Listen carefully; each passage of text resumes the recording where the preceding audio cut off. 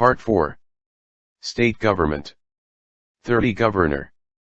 31 Chief Minister. 32 State Council of Ministers. 33 State Legislature.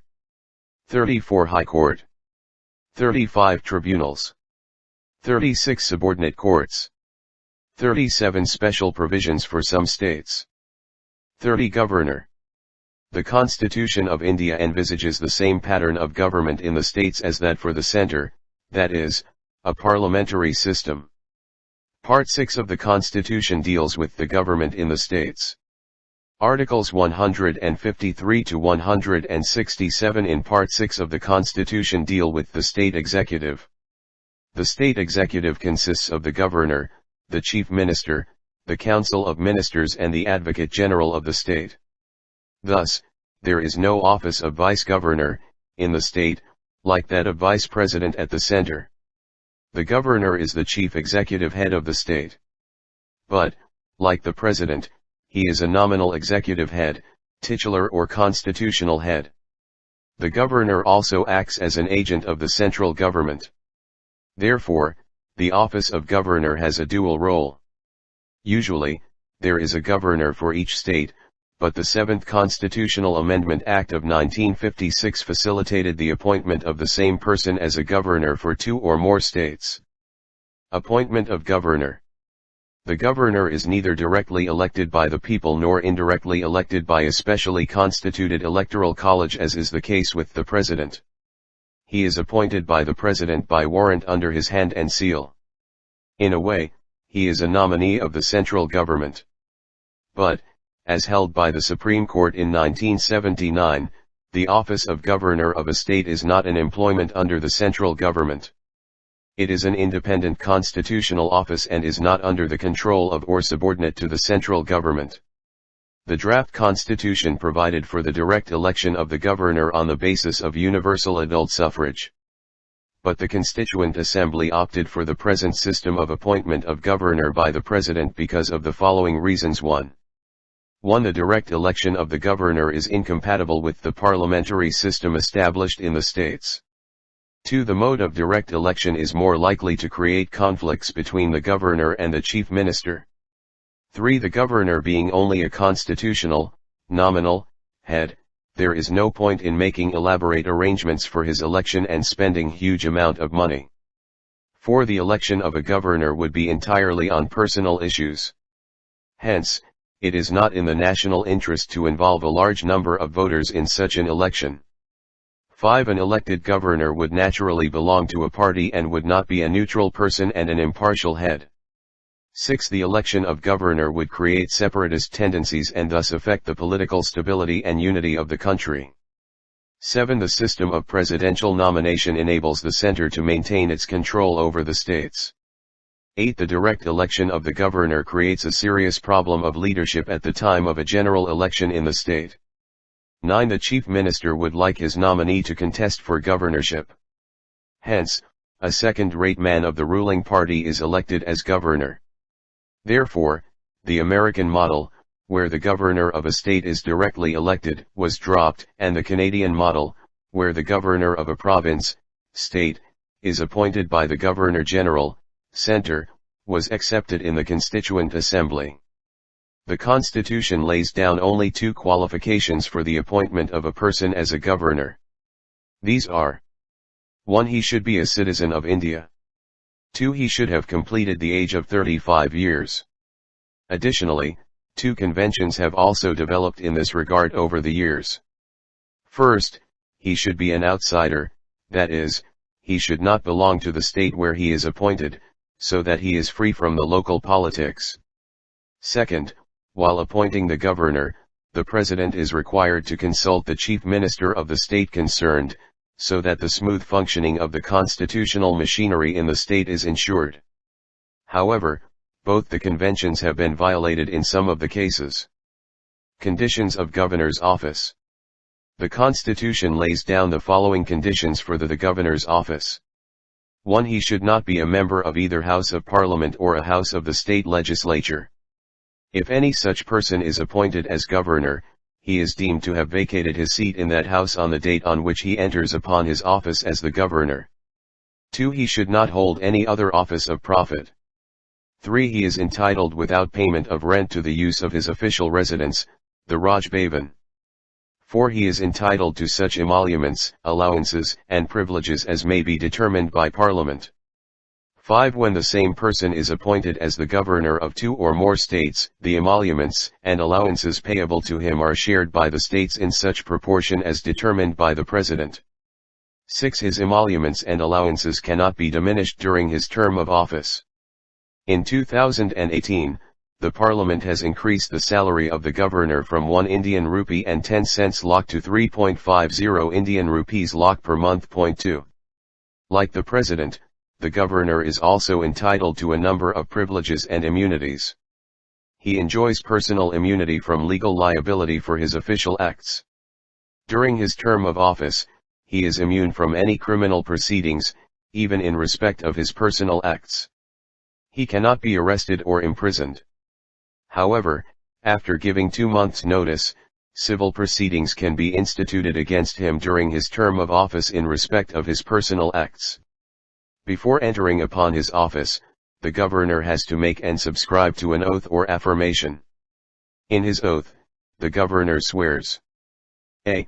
To faithfully execute the office. b. To preserve, protect, and defend the Constitution and the law, and c. To devote himself to the service and well-being of the people of the state. The oath of office to the governor is administered by the Chief Justice of the concerned state high court and in his absence, the senior-most judge of that court available. Every person discharging the functions of the governor also undertakes the similar oath or affirmation. Term of governor's office. A governor holds office for a term of 5 years from the date on which he enters upon his office. However, this term of 5 years is subject to the pleasure of the President. Further, he can resign at any time by addressing a resignation letter to the President. The Supreme Court held that the pleasure of the President is not justifiable. The governor has no security of tenure and no fixed term of office. He may be removed by the President at any time. 3. The Constitution does not lay down any grounds upon which a governor may be removed by the President. Hence, the National Front government headed by V.P. Singh, 1989, asked all the governors to resign as they were appointed by the Congress government. Eventually, some of the governors were replaced and some were allowed to continue. The same thing was repeated in 1991, when the Congress government headed by P.V. Narasimha Rao changed 14 governors appointed by the V.P. Singh and Chandrasekhar governments.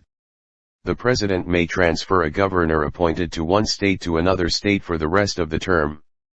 Further, a governor whose term has expired may be reappointed in the same state or any other state. A governor can hold office beyond his term of 5 years until his successor assumes charge. The underlying idea is that there must be a governor in the state and there cannot be an interregnum.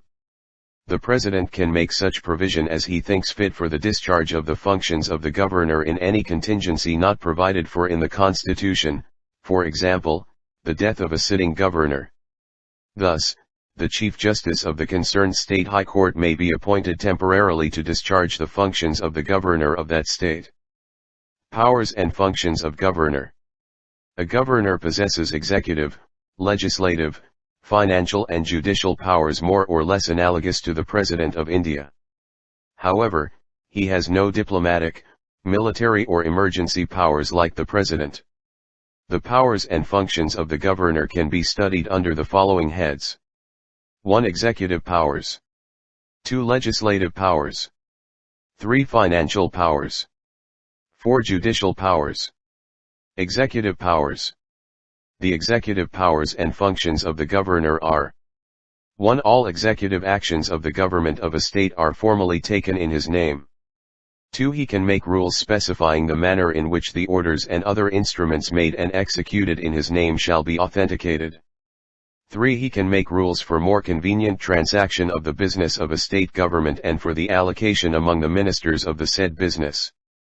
4. He appoints the chief minister and other ministers.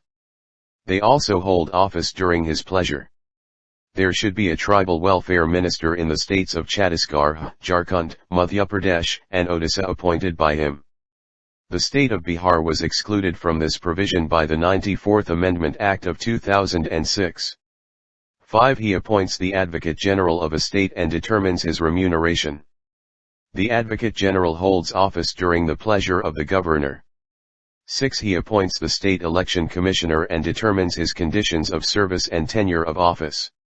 However, the State Election Commissioner can be removed only in like manner and on the like grounds as a judge of a high court. 7. He appoints the chairman and members of the State Public Service Commission. However, they can be removed only by the President and not by a governor.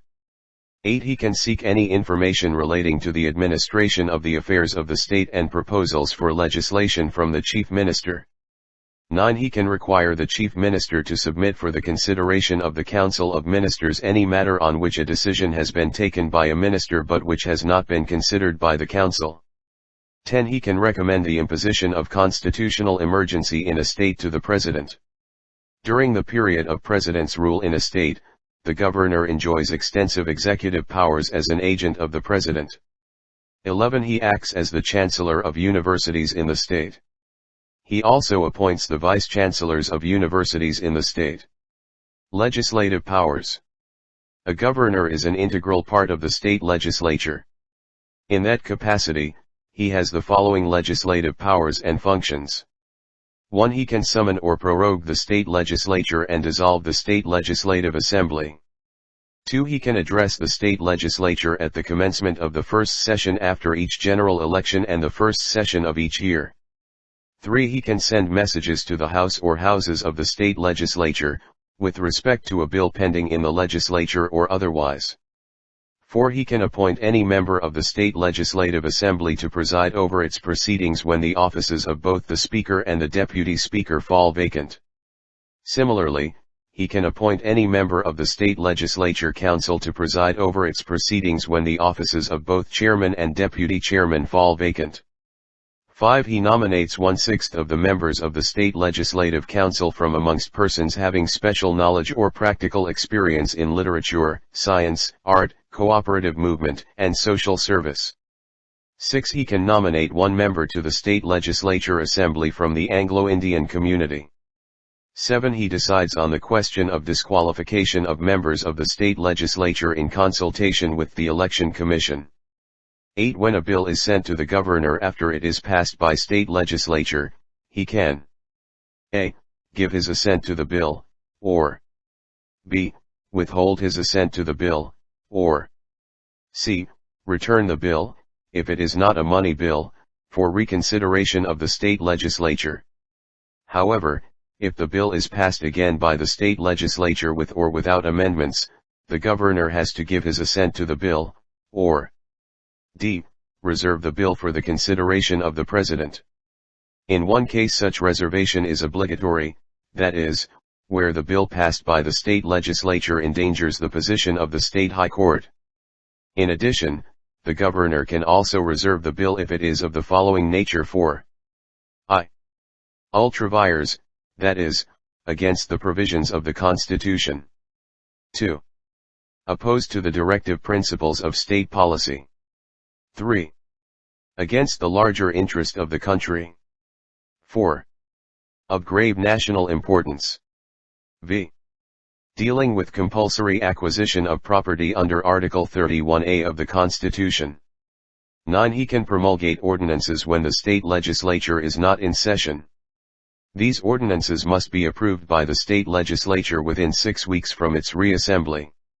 He can also withdraw an ordinance anytime. This is the most important legislative power of the Governor. 10. He lays the reports of the State Finance Commission, the State Public Service Commission and the Comptroller and Auditor General relating to the accounts of the state, before the state legislature. Financial powers. The financial powers and functions of the Governor are: 1. He sees that the annual financial statement, state budget, is laid before the state legislature. 2. Money bills can be introduced in the state legislature only with his prior recommendation. 3. No demand for a grant can be made except on his recommendation. 4. He can make advances out of the contingency fund of the state to meet any unforeseen expenditure. 5. He constitutes a finance commission after every 5 years to review the financial position of the panchayats and the municipalities. Judicial powers. The judicial powers and functions of the governor are: 1. He can grant pardons, reprieves, respites and remissions of punishment, or suspend, remit and commute the sentence of any person convicted of any offense against any law relating to a matter to which the executive power of the state extends. 5. 2. He is consulted by the President while appointing the judges of the concerned state high court. 3. He makes appointments, postings, and promotions of the district judges in consultation with the state high court. 4. He also appoints persons to the judicial service of the state, other than district judges, in consultation with the state high court and the State Public Service Commission. Now, we will study in detail the 3 important powers of the governor: veto power, ordinance-making power, and pardoning power, by comparing them with that of the President. Table 30.1 Comparing veto powers of President and Governor. President. Governor. With regard to ordinary bills. With regard to ordinary bills. Every ordinary bill, after it is passed by both the houses of the Parliament either singly or at a joint sitting, is presented to the President for his assent. He has 3 alternatives. 1. He may give his assent to the bill then becomes an act. 2. He may withhold his assent to the bill then ends and does not become an act. 3.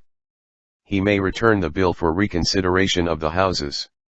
If the bill is passed by both the houses again with or without amendments and presented to the President for his assent, the President must give his assent to the bill. Thus the President enjoys only a suspensive veto. Every ordinary bill, after it is passed by the Legislative Assembly in case of a unicameral legislature or by both the houses in case of a bicameral legislature either in the first instance or in the second instance, is presented to the governor for his assent. He has 4 alternatives. 1. He may give his assent to the bill then becomes an act. 2. He may withhold his assent to the bill then ends and does not become an act. 3. He may return the bill for reconsideration of the House or Houses. If the bill is passed by the House or Houses again with or without amendments and presented to the governor for his assent, the governor must give his assent to the bill. Thus, the governor enjoys only a suspensive veto. 4. He may reserve the bill for the consideration of the President. When a state bill is reserved by the governor for the consideration of the President has 3 alternatives. A. He may give his assent to the bill then becomes an act. B. He may withhold his assent to the bill then ends and does not become an act. C. He may return the bill for reconsideration of the House or Houses of the state legislature. When a bill is so returned, the House or Houses have to reconsider it within 6 months. If the bill is passed by the House or Houses again with or without amendments and presented to the President for his assent, the President is not bound to give his assent to the bill. He may give his assent to such a bill or withhold his assent. When the governor reserves a bill for the consideration of the President, he will not have any further role in the enactment of the bill. If the bill is returned by the President for the reconsideration of the House or Houses and is passed again, the bill must be presented again for the presidential assent only. If the President gives his assent to the bill, it becomes an act. This means that the assent of the governor is no longer required. Every money bill after it is passed by the Parliament, is presented to the President for his assent. He has 2 alternatives. 1. He may give his assent to the bill then becomes an act. 2. He may withhold his assent to the bill then ends and does not become an act. Every money bill, after it is passed by the state legislature, unicameral or bicameral, is presented to the governor for his assent. He has 3 alternatives. 1. He may give his assent to the bill then becomes an act. 2. He may withhold his assent to the bill then ends and does not become an act. 3. He may reserve the bill for the consideration of the President. Thus, the President cannot return a money bill for the reconsideration of the Parliament. Normally, the President gives his assent to a money bill as it is introduced in the Parliament with his previous permission. When a money bill is reserved by the Governor for the consideration of the President has two alternatives: A. He may give his assent to the bill then becomes an act; B. He may withhold his assent to the bill then ends and does not become an act. Thus, the President cannot return a money bill for the reconsideration of the state legislature, as in the case of the Parliament. Thus, the Governor cannot return a money bill for the reconsideration of the state legislature. Normally, the Governor gives his assent to a money bill as it is introduced in the state legislature with his previous permission. When the Governor reserves a money bill for the consideration of the President, he will not have any further role in the enactment of the bill. If the President gives his assent to the bill, it becomes an act. This means that the assent of the Governor is no longer required. Table 30.2 Comparing ordinance-making power of President and Governor. President. Governor. 1. He can promulgate an ordinance only when both the Houses of Parliament are not in session or when either of the two Houses of Parliament is not in session. The second provision implies that an ordinance can also be promulgated by the President when only one House is in session, because a law can be passed by both the Houses and not by one House alone. 1. He can promulgate an ordinance only when the Legislative Assembly, in case of a unicameral legislature, is not in session, or, in case of a bicameral legislature, when both the houses of the state legislature are not in session or when either of the two houses of the state legislature is not in session. The last provision implies that an ordinance can be promulgated by the Governor when only one house, in case of a bicameral legislature, is in session, because a law can be passed by both the houses and not by one house alone. 2. He can promulgate an ordinance only when he is satisfied that circumstances exist which render it necessary for him to take immediate action. 2. He can promulgate an ordinance only when he is satisfied that circumstances exist which render it necessary for him to take immediate action. 3. His ordinance-making power is coextensive with the legislative power of the Parliament. This means that he can issue ordinances only on those subjects on which the Parliament can make laws. 3. His ordinance-making power is coextensive with the legislative power of the state legislature. This means that he can issue ordinances only on those subjects on which the state legislature can make laws. 4. An ordinance issued by him has the same force and effect as an act of the Parliament. 4. An ordinance issued by him has the same force and effect as an act of the state legislature. 5. An ordinance issued by him is subject to the same limitations as an act of Parliament. This means that an ordinance issued by him will be invalid to the extent it makes any provision which the Parliament cannot make. 5. An ordinance issued by him is subject to the same limitations as an act of the state legislature. This means that an ordinance issued by him will be invalid to the extent it makes any provision which the state legislature cannot make. 6. He can withdraw an ordinance at any time. 6. He can withdraw an ordinance at any time. 7. His ordinance-making power is not a discretionary power. This means that he can promulgate or withdraw an ordinance only on the advice of the Council of Ministers headed by the Prime Minister. 7. His ordinance-making power is not a discretionary power. This means that he can promulgate or withdraw an ordinance only on the advice of the Council headed by the Chief Minister. 8. An ordinance issued by him should be laid before both the Houses of Parliament when it reassembles. 8. An ordinance issued by him should be laid before the Legislative Assembly or both the Houses of the state legislature, in case of a bicameral legislature, when it reassembles. 9. An ordinance issued by him ceases to operate on the expiry of 6 weeks from the reassembly of Parliament. It may cease to operate even earlier than the prescribed 6 weeks, if both the Houses of Parliament passes resolutions disapproving it. 9. An ordinance issued by him ceases to operate on the expiry of 6 weeks from the reassembly of the state legislature. It may cease to operate even earlier than the prescribed 6 weeks, if a resolution disapproving it is passed by the Legislative Assembly and is agreed to by the Legislative Council, in case of a bicameral legislature. 10. He needs no instruction for making an ordinance. 10. He cannot make an ordinance without the instructions from the President in 3 cases: A. if a bill containing the same provisions would have required the previous sanction of the President for its introduction into the state legislature, b. if he would have deemed it necessary to reserve a bill containing the same provisions for the consideration of the President, c. if an act of the state legislature containing the same provisions would have been invalid without receiving the President's assent. Table 30.3 Comparing pardoning powers of President and Governor. President. Governor. 1. He can pardon, reprieve, respite, remit, suspend or commute the punishment or sentence of any person convicted of any offense against a central law. 1. He can pardon, reprieve, respite, remit, suspend or commute the punishment or sentence of any person convicted of any offense against a state law. 2. He can pardon, reprieve, respite, remit, suspend or commute a death sentence. He is the only authority to pardon a death sentence. 2. He cannot pardon a death sentence. Even if a state law prescribes for death sentence, the power to grant pardon lies with the President and not the Governor. But, the Governor can suspend, remit or commute a death sentence.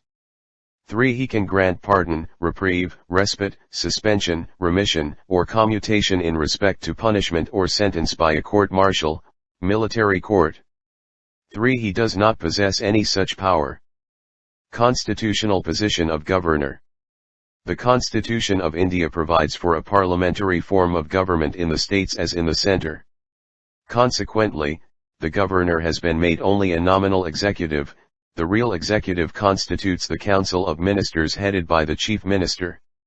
In other words, the Governor has to exercise his powers and functions with the aid and advice of the Council of Ministers headed by the Chief Minister, except in matters in which he is required to act in his discretion, i.e., without the advice of ministers. In estimating the constitutional position of the Governor, particular reference has to be made to the provisions of Articles 154, 163 and 164. These are: a. The executive power of the state shall be vested in the Governor and shall be exercised by him either directly or through officers subordinate to him in accordance with this Constitution, Article 154. b. There shall be a Council of Ministers with the Chief Minister as the head to aid and advise the Governor in the exercise of his functions, except in so far as he is required to exercise his functions in his discretion, Article 163. c. The Council of Ministers shall be collectively responsible to the Legislative Assembly of the state, Article 164. This provision is the foundation of the parliamentary system of government in the state. From the above, it is clear that constitutional position of the Governor differs from that of the President in the following two respects. 6. 1. While the Constitution envisages the possibility of the Governor acting at times in his discretion, no such possibility has been envisaged for the President. 2. After the 42nd Constitutional Amendment, 1976, ministerial advice has been made binding on the President, but no such provision has been made with respect to the Governor. The Constitution makes it clear that if any question arises whether a matter falls within the Governor's discretion or not, the decision of the Governor is final and the validity of anything done by him cannot be called in question on the ground that he ought or ought not to have acted in his discretion. The Governor has constitutional discretion in the following cases. 1. Reservation of a bill for the consideration of the President. 2. Recommendation for the imposition of the President's rule in the state. 3. While exercising his functions as the administrator of an adjoining Union territory, in case of additional charge. 4. Determining the amount payable by the government of Assam, Meghalaya, Tripura, and Mizoram to an autonomous tribal district council as royalty accruing from licenses for mineral exploration. 7. 5. Seeking information from the Chief Minister with regard to the administrative and legislative matters of the state. In addition to the above constitutional discretion, i.e., the express discretion mentioned in the Constitution, the Governor, like the President, also has situational discretion, i.e., the hidden discretion derived from the exigencies of a prevailing political situation, in the following cases.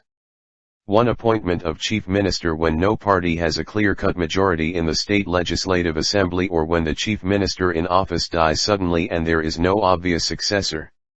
2. Dismissal of the Council of Ministers when it cannot prove the confidence of the state legislative assembly. 3. Dissolution of the state legislative assembly if the Council of Ministers has lost its majority.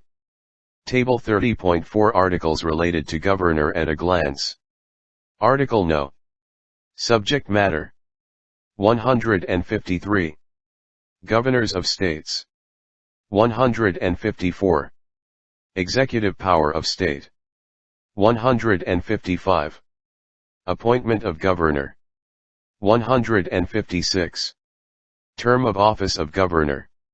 157. Qualifications for appointment as Governor. 158. Conditions of Governor's Office. 159. Oath or affirmation by the Governor. 160. Discharge of the functions of the Governor in certain contingencies. 161. Power of the Governor to grant pardons and others. 162. Extent of executive power of state. 163. Council of Ministers to aid and advise the Governor. 164. Other provisions as to ministers like appointments, term, salaries, and others. 165. Advocate General for the State. 166. Conduct of business of the government of a state. 167. Duties of the Chief Minister regarding furnishing of information to the Governor, and so on. 174. Sessions of the State Legislature, prorogation and dissolution. 175. Right of the Governor to address and send messages to the House or Houses of State Legislature. 176. Special address by the Governor. 200. Assent to bills, i.e. assent of the Governor to the bills passed by the State Legislature. 201. Bills reserved by the Governor for consideration of the President. 213. Power of Governor to promulgate ordinances. 217. Governor being consulted by the President in the matter of the appointments of the judges of the High Courts. 233. Appointment of district judges by the Governor. 234. Appointments of persons, other than district judges, to the judicial service of the state by the Governor. Moreover, the Governor has certain special responsibilities to discharge according to the directions issued by the President. In this regard, the Governor, though has to consult the Council of Ministers led by the Chief Minister, acts finally on his discretion. They are as follows. 1. Maharashtra, establishment of separate development boards for Vidarbha and Marathwada. 2. Gujarat, establishment of separate development boards for Saurashtra and Kutch. 3. Nagaland, with respect to law and order in the state for so long as the internal disturbance in the Naga Hills to Ensang area continues. 4. Assam, with respect to the administration of tribal areas. 5. Manipur, regarding the administration of the hill areas in the state. 6. Sikkim, for peace and for ensuring social and economic advancement of the different sections of the population. 7. Arunachal Pradesh, with respect to law and order in the state. 8. Karnataka, establishment of a separate development board for Hyderabad Karnataka Region 8. Thus, the Constitution has assigned a dual role to the office of a governor in the Indian federal system. He is the constitutional head of the state as well as the representative of the center, i.e., President. Notes and references. 1. Constituent Assembly Debates, Volume 4, pages 588 to 607. 2. Vide the Finance Act, 2018, with effect from January 1, 2016. This act amended the Governors, Emoluments, Allowances, and Privileges, Act, 1982. 3. Surya Narayan v. Union of India, 1982. 4. Soli Sarabji, the Governor, Sage or Saboteur, Raleigh Books, New Delhi, 1985, p. 25. 5. For the meanings of these legal terms, see Pardoning Power of the President under Chapter 17. 6. M. P. Jain, Indian Constitutional Law, Vodva, 4th ed., p. 186. 7. Paragraph 9, 2, of the 6th Schedule says, if any dispute arises as to the share of such royalties to be made over to a district council, it shall be referred to the governor for determination, and the amount determined by the governor in his discretion shall be deemed to be the amount payable to the district council, and the decision of the governor shall be final. The 6th Schedule contains the provisions as to the administration of tribal areas in the states of Assam, Meghalaya, Tripura, and Mizoram. 8. This provision was added by the 98th Constitutional Amendment Act of 2012. 31. Chief Minister. In the scheme of parliamentary system of government provided by the Constitution, the governor is the nominal executive authority, de jure executive, and the chief minister is the real executive authority, de facto executive. In other words, the governor is the head of the state while the chief minister is the head of the government. Thus the position of the chief minister at the state level is analogous to the position of prime minister at the center. Appointment of chief minister. The Constitution does not contain any specific procedure for the selection and appointment of the chief minister. Article 164 only says that the chief minister shall be appointed by the governor. However, this does not imply that the governor is free to appoint anyone as the chief minister. In accordance with the conventions of the parliamentary system of government, the governor has to appoint the leader of the majority party in the state legislative assembly as the chief minister. But, when no party has a clear majority in the assembly, then the governor may exercise his personal discretion in the selection and appointment of the chief minister. In such a situation, the governor usually appoints the leader of the largest party or coalition in the assembly as the chief minister and asks him to seek a vote of confidence in the House within a month. 1. The governor may have to exercise his individual judgment in the selection and appointment of the chief minister when the chief minister in office dies suddenly and there is no obvious successor. However, on the death of a chief minister, the ruling party usually elects a new leader and the governor has no choice but to appoint him as chief minister. The Constitution does not require that a person must prove his majority in the legislative assembly before he is appointed as the chief minister. The governor may first appoint him as the chief minister and then ask him to prove his majority in the legislative assembly within a reasonable period. This is what has been done in a number of cases too. A person who is not a member of the state legislature can be appointed as chief minister for 6 months, within which time, he should be elected to the state legislature, failing which he ceases to be the chief minister. 3. According to the Constitution, the chief minister may be a member of any of the 2 houses of a state legislature. Usually chief ministers have been selected from the lower house, legislative assembly, but, on a number of occasions, a member of the upper house, legislative council, has also been appointed as chief minister. 4. Oath, term, and salary. Before the chief minister enters his office, the governor administers to him the oaths of office and secrecy. 5. In his oath of office, the chief minister swears 1. To bear true faith and allegiance to the Constitution of India. 2. To uphold the sovereignty and integrity of India. 3. To faithfully and conscientiously discharge the duties of his office, and 4. To do right to all manner of people in accordance with the Constitution and the law, without fear, or favor, affection or ill will. In his oath of secrecy, the chief minister swears that he will not directly or indirectly communicate or reveal to any person, any matter that is brought under his consideration or becomes known to him as a state minister except as may be required for the due discharge of his duties as such minister. The term of the chief minister is not fixed and he holds office during the pleasure of the governor. However, this does not mean that the governor can dismiss him at any time. He cannot be dismissed by the governor as long as he enjoys the majority support in the Legislative Assembly. 6. But, if he loses the confidence of the Assembly, he must resign or the governor can dismiss him.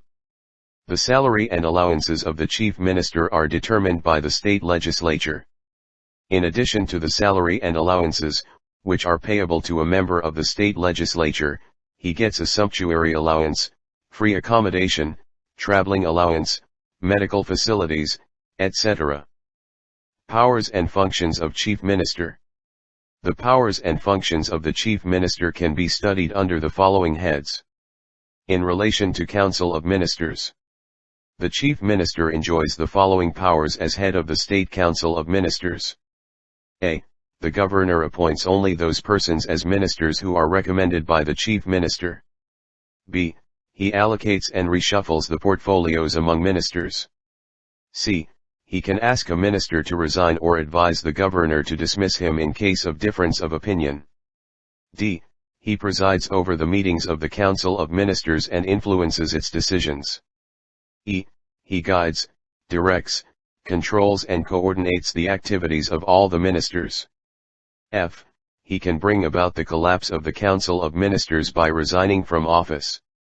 Since the chief minister is the head of the Council of Ministers, his resignation or death automatically dissolves the Council of Ministers.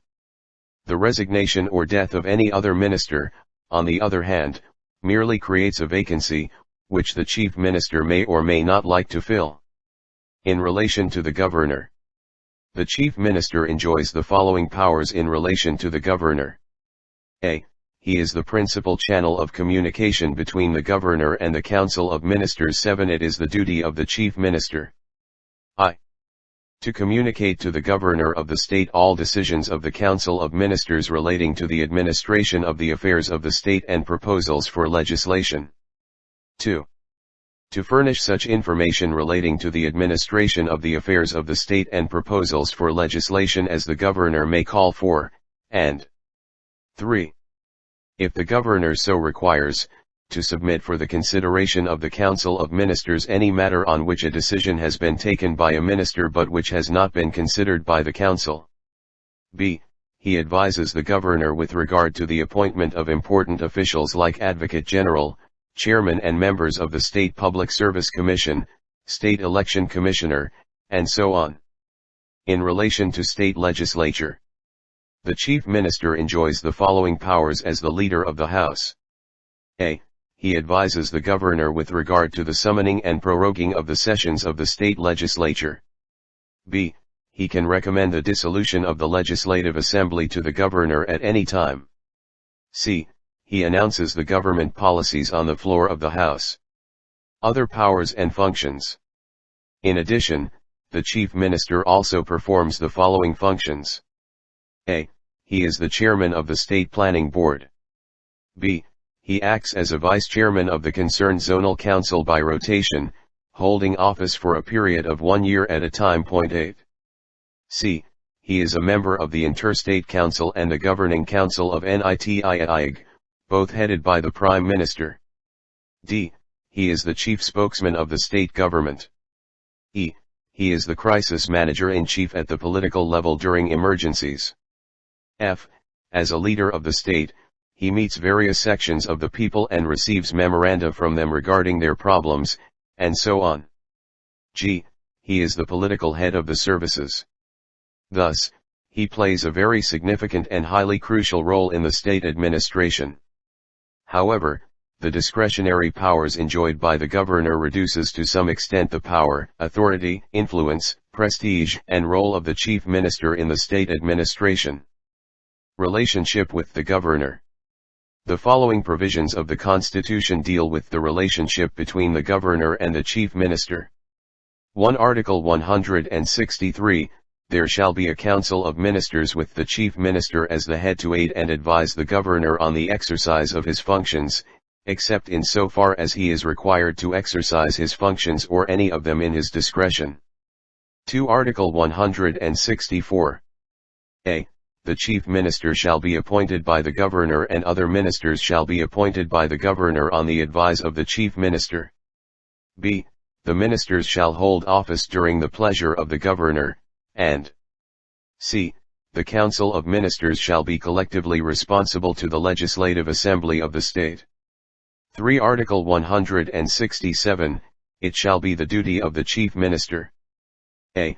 to communicate to the Governor of the State all decisions of the Council of Ministers relating to the administration of the affairs of the State and proposals for legislation. b. to furnish such information relating to the administration of the affairs of the State and proposals for legislation as the Governor may call for, and c. if the Governor so requires, to submit for the consideration of the Council of Ministers any matter on which a decision has been taken by a minister but which has not been considered by the Council. Table 31.1 Articles related to Chief Minister at a glance. Article No. Subject Matter 163. Council of Ministers to aid and advise Governor. 164. Other provisions as to ministers. 166. Conduct of business of the government of a state. 167. Duties of Chief Minister as respects the furnishing of information to Governor, etc. 177. Rights of Ministers as respects the Houses. Notes and references. 1. For example, the Governors of Tamil Nadu, 1951, Rajasthan, 1967, and Haryana, 1982, invited the leader of the largest party to form the ministry. The Governors of Punjab, 1967, West Bengal, 1970, and Maharashtra, 1978, on the other hand, invited the leader of the coalition to form the ministry. 2. For example, the Governor of J&K, Jagmohan, appointed G.M. Shah as the Chief Minister and asked him to prove his majority on the floor of the House within a month. He proved his majority. Similarly, the Governor of Andhra Pradesh, Ram Lal, appointed Bhaskar Rao as the Chief Minister and gave him 1 month to prove his majority on the floor of the House. However, he could not prove his majority. 3. For example, Bangsilal and S.B. Chavan were appointed as Chief Ministers of Haryana and Maharashtra respectively, even though they were not members of the state legislature. Subsequently, they were elected to the state legislature. 4. For example, C. Rajagopalachari in Madras, now Tamil Nadu, in 1952, Morarji Desai in Bombay, now Maharashtra, in 1952, C.B. Gupta in UP in 1960 and B.P. Mundal in Bihar in 1968 were appointed as chief ministers, while they were members of the State Legislative Council. 5. The form of oath of office and secrecy for the chief minister is similar to that for any state minister. See Chapter 32. 6. This was ruled by the Supreme Court in S. R. Bommai v. Union of India, 1994. However, there have been many violations of this rule, whereby the governors have dismissed the chief ministers without giving them an opportunity to prove their majority in the Legislative Assembly. 7. Article 167 specifically deals with this function of the chief minister. 8. Union Home Minister is the chairman of all the zonal councils. 32. State Council of Ministers. As the Constitution of India provides for a parliamentary system of government in the states on the union pattern, the Council of Ministers headed by the Chief Minister is the real executive authority in the politico-administrative system of a state. The Council of Ministers in the states is constituted and function in the same way as the Council of Ministers at the center. The principles of parliamentary system of government are not detailed in the Constitution, but 2 articles, 163 and 164, deal with them in a broad, sketchy, and general manner. Article 163 deals with the status of the Council of Ministers while Article 164 deals with the appointment, tenure, responsibility, qualifications, oath, and salaries and allowances of the ministers. Constitutional provisions. Article 163, Council of Ministers to aid and advise Governor. 1. There shall be a Council of Ministers with the Chief Minister as the head to aid and advise the Governor in the exercise of his functions, except in so far as he is required to exercise his functions in his discretion. 2. If any question arises whether a matter falls within the Governor's discretion or not, decision of the Governor shall be final, and the validity of anything done by the governor shall not be called in question on the ground that he ought or ought not to have acted in his discretion. 3. The advice tendered by ministers to the governor shall not be inquired into in any court. Article 164, Other provisions as to ministers. 1. The chief minister shall be appointed by the governor, and the other ministers shall be appointed by the governor on the advice of the chief minister. However, in the states of Chhattisgarh, Jharkhand, Madhya Pradesh, and Odisha, there shall be a minister in charge of tribal welfare who may in addition be in charge of the welfare of the scheduled castes and backward classes or any other work. The state of Bihar was excluded from this provision by the 94th Amendment Act of 2006. 2. The total number of ministers, including the chief minister, in the Council of Ministers in a state shall not exceed 15% of the total strength of the Legislative Assembly of that state. But, the number of ministers, including the chief minister, in a state shall not be less than 12. This provision was added by the 91st Amendment Act of 2003. 3. A member of either house of state legislature belonging to any political party who is disqualified on the ground of defection shall also be disqualified to be appointed as a minister. This provision was also added by the 91st Amendment Act of 2003.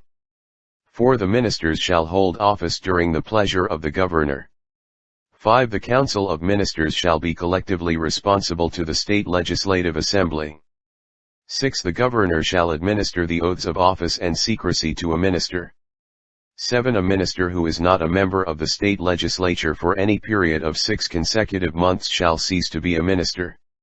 8. The salaries and allowances of ministers shall be determined by the state legislature. Article 166, Conduct of Business of the Government of a State. 1. All executive action of the government of a state shall be expressed to be taken in the name of the governor. 2. Orders and other instruments made and executed in the name of the governor shall be authenticated in such manner as may be specified in rules to be made by the governor. Further, the validity of an order or instrument which is so authenticated shall not be called in question on the ground that it is not an order or instrument made or executed by the governor. 3. The governor shall make rules for the more convenient transaction of the business of the government of the state, and for the allocation among ministers of the said business in so far as it is not business with respect to which the governor is required to act in his discretion. Article 167, Duties of Chief Minister. It shall be the duty of the chief minister of each state. 1. To communicate to the governor of the state all decisions of the Council of Ministers relating to the administration of the affairs of the state and proposals for legislation. 2. To furnish such information relating to the administration of the affairs of the state and proposals for legislation as the governor may call for. 3. If the governor so requires, to submit for the consideration of the Council of Ministers any matter on which a decision has been taken by a minister but which has not been considered by the Council. Article 177, Rights of Ministers as respects the Houses. Every minister shall have the right to speak and take part in the proceedings of the Assembly, and also the Council where it exists, and any committee of the state legislature of which he may be named a member. But he shall not be entitled to vote. Nature of advice by ministers. Article 163 provides for a council of ministers with the chief minister at the head.